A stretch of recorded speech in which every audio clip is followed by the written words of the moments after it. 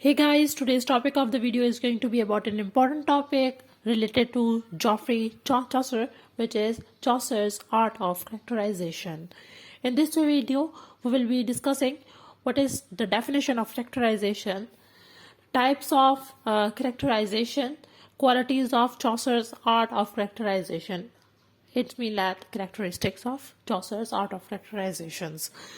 And I have also made videos on the biography of Geoffrey Chaucer and an important and extraordinary video on the age of Chaucer.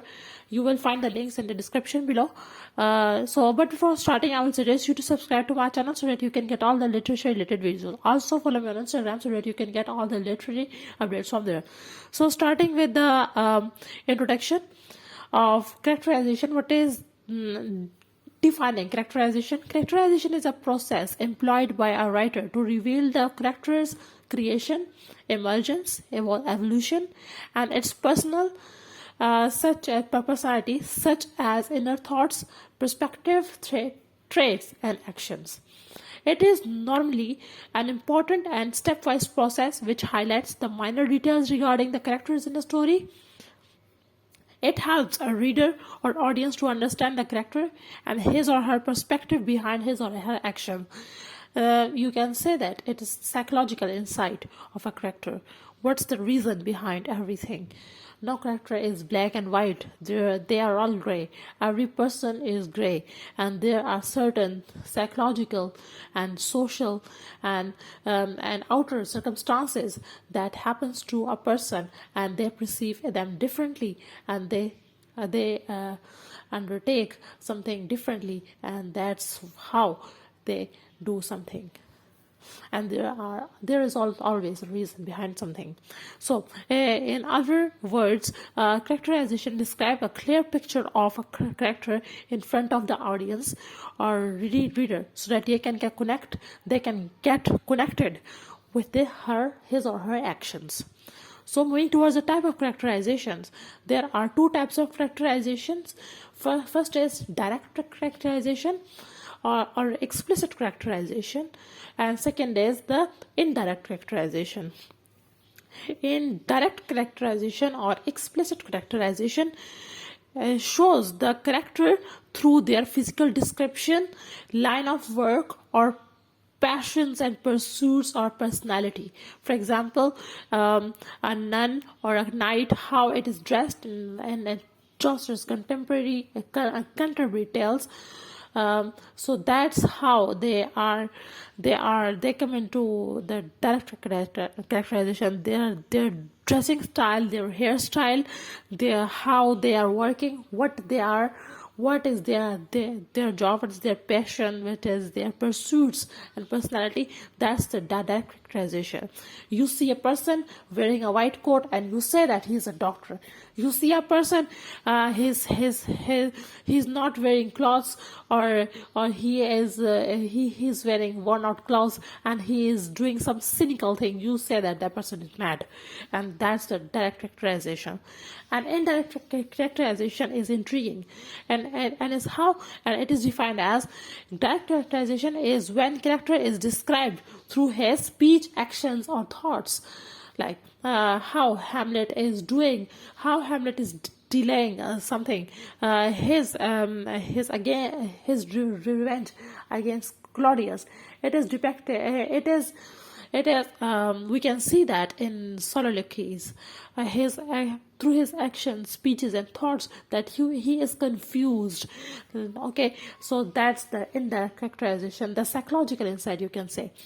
So moving towards the qualities of Chaucer's art of characterization, as Chaucer has the art of painting a character not through colors but through words and their personality, their depiction, their attire, their manners.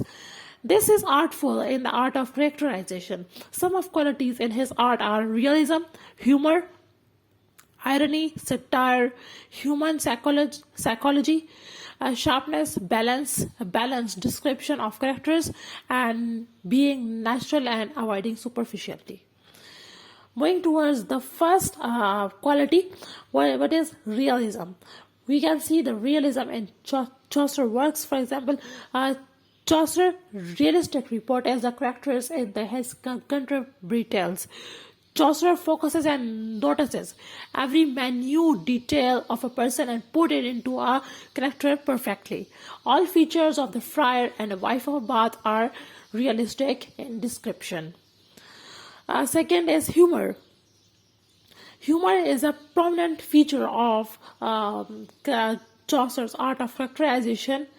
In the prologue to the Canterbury Tales, first he speaks of the bravery and skill of the knight, but later on he accounts that the knight has a gentle behavior and is harmless to anybody. As next is satire and irony used in his works. He uses irony and satire frequently in his Canterbury Tales. He adds comic as well as ironic and satirical touch to our character. Religious characters such as Parson is presented in a mocking style which points out the hypocritical medieval religious personalities. Next is human psychology. So, Chaucer keeps a minute eye on human psychology. He describes all characters with different ages and their psychological insights. He tells the thought process of every character, what's inside a person's mind, what's inside the character's mind. And for Chaucer, there are reasons behind every action of a character, and these are their psychological insights. Sharpness and individuality is another feature of his art of characterization. There is a sharp difference and clarity among all his characters described in Chaucer Canterbury Tales.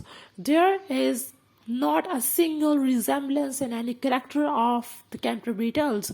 For example, the miller, the reeve, and the cook are different from each other entirely. Even the religious members of the church are different from one another in their corruption, in their ways of corruption, and in their ways of and in this way they maintain their individuality. No character is repeating again and again. No feature of a character is repeated again and again. There is a particular thing which is written for a particular person. Balanced description of characters. Chaucer describes all characters with balance. There is no exaggeration, there is no lefting. No one is perfect or flawless in Canterbury Tales. For example, the knight is a man of qualities, but not a perfect man. Natural style of description. Chaucer's way of description is natural and it avoids superficialities. He avoids fantasies and unrealistic description. There are no supernatural or superhuman thing in Chaucer's characterization. Like there is no goose like in Hamlet's in Shakespeare's Hamlet. All characters are from Earth. There is no superhuman, supernatural thing. All characters are very near to a reality in Canterbury Tale. You can find them near to yourself. So I hope that's enough. So thanks for watching. I hope you will like or dislike this video. Also comment in the comment box for further inquiry and do subscribe to the channel if you like this video. Thank you.